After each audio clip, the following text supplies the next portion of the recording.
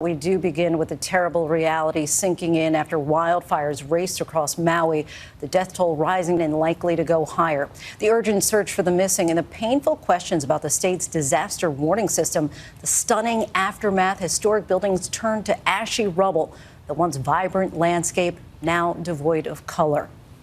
Along the waterfront, cars abandoned and burned. New images tonight of homes on fire, the fierce wind that fueled them whipping the flames. Families are now being allowed to return home, even as firefighters are still tamping down the burning embers. But some are coming back to very little and struggling to find a place to go. But in the midst of the staggering loss, there are stories of generosity and grace. The people of Maui tell us they are finding strength in community. ABC's Whit Johnson leads us off tonight from Maui. Across Maui tonight, the catastrophic toll of this historic disaster coming into focus. Oh my God, it's on fire. The massive fires claiming the lives of at least 67 people. I do not know what the final number is going to be, and it's going to be horrible and tragic when we get that number.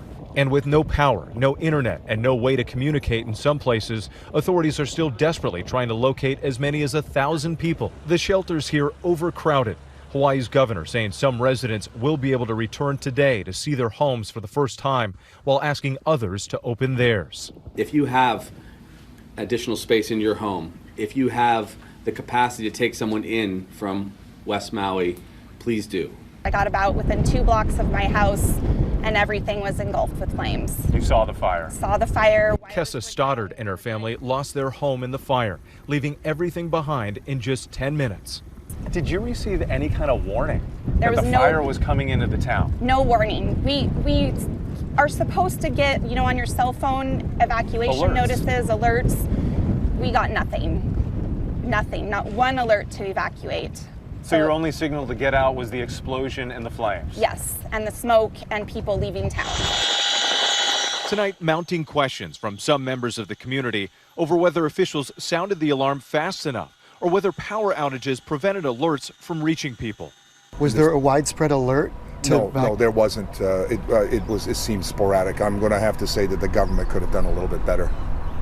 The local government could have done a little bit better. Hawaii officials telling the Associated Press there are no emergency management records indicating Maui's warning sirens were activated Tuesday when the fires began. The fire chief asked about those alerts. Our department is not responsible for that. The fire that day moved so quickly that from where it started in the brush to where it moved into the neighborhood, communications back to those who make those notifications were physically and nearly impossible. In Lahaina, the once capital of Hawaii, which holds deep cultural and historical significance, the raging fires taking nearly everything. And we see it firsthand as we approach the harbor by boat. This is the historic Lahaina Town Harbor. I've been here a number of times over the years. This is my first time seeing it after the fires, and it's unrecognizable. And it's difficult to get your bearings because there aren't many buildings left standing. People tell us that it all happened so fast, the flaming embers started raining down from the sky, igniting buildings all around them, and many had just seconds to flee, some even jumping into the harbor, into the ocean, to escape the flames.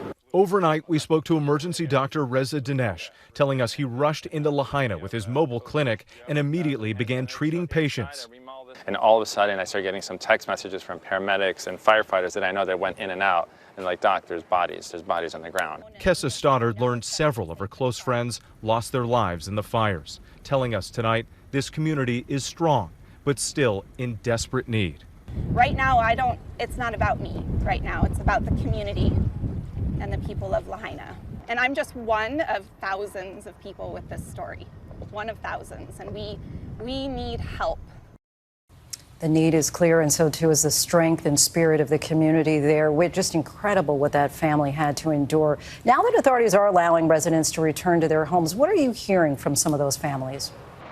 Lindsay, I've been communicating with a few families who do plan to go back today to that Lahaina neighborhood if they can get through. The governor said if they present ID at the checkpoint, they will be allowed to see what's left of their homes. And in fact, we did see a long line of cars of people already trying to get in. But it's not just Lahaina. We're here in the Kula neighborhood, and you can see behind me, this is just one of several homes burned to the ground. We can hear the water dropping helicopters overhead. giving you a sense of the widespread devastation across the island. Lindsay. Maui just unrecognizable, as you say, Whit. Thank you.